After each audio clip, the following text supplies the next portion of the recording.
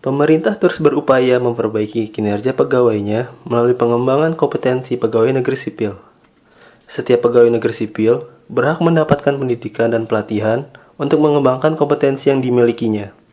Keseriusan pemerintah diwujudkan dengan akan diterbitkannya peraturan pemerintah tentang manajemen PNS. Rancangan peraturan pemerintah atau yang biasa disebut dengan RPP tentang manajemen PNS saat ini masih dalam tahap pembahasan dan ditargetkan akan selesai pada Maret mendatang. Rancangan peraturan pemerintah tentang manajemen PNS secara khusus akan mengatur mengenai manajemen karir PNS, pengembangan kompetensi, pola karir, promosi, sampai dengan mutasi. Deputi Bidang Kajian Kebijakan LAN, Sri Hadiati mengatakan, konsekuensi logis dari pemberlakuan peraturan pemerintah akan menempatkan LAN pada posisi vital dan strategis. Menurut Sri Hadiati, peran strategis itu terkait dengan pengembangan kompetensi dan kapasitas pegawai melalui pendidikan dan pelatihan yang saat ini menjadi hak mutlak bagi pegawai. Kelembagaannya LAN ada di pasal 43, itu sangat besar sekali tugas dan wewenang maupun fungsinya. Kalau saya bacakan, fungsinya yang pertama adalah pengembangan standar kualitas pendidikan dan pelatihan pegawai ASN. Pengembangan kompetensi ini menjadi hak, menjadi hak pegawai. Kalau menjadi hak pegawai, berarti menjadi kewajiban bagi instansi, bagi pemerintah.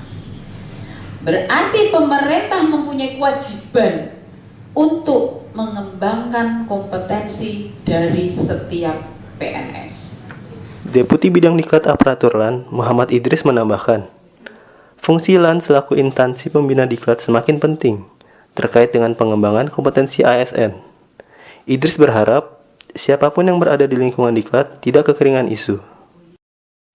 Saya kira tujuannya adalah pertama supaya siapapun yang ada di diklat di dimensi manapun, termasuk pembinaan media suara, kawan-kawan yang memfasilitasi lembaga-lembaga diklat di kementerian daerah maupun lembaga, kita tidak memiliki apa yang sering orang katakan kekeringan isu, ya kira-kira begitu, isunya yang sudah terlambat.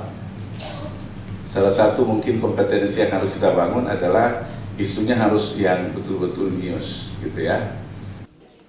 Sementara itu, Kepala Pusat Diklat Teknis dan Fungsional LAN, Andi Taufik mengharapkan agar semua pihak mempersiapkan diri dalam menghadapi pemberlakuan peraturan pemerintah tentang manajemen PNS.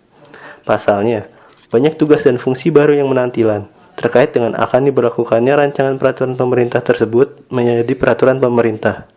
Nah, kalau bulan Maret nanti sudah berlaku PP tentang manajemen PNS, ini sudah otomatis akan menghapus PP 101 tahun 2000. Sehingga konsekuensi dari semua itu adalah tentu harus mengikuti segala tugas dan fungsi maupun nomenklatur yang ada di peraturan pemerintah yang baru. Secara hukum tidak berlaku lagi untuk PP 101. Saat ini menurut Undang-Undang ASN kita masih bisa merefer kepada peraturan pelaksanaan yang masih berlaku.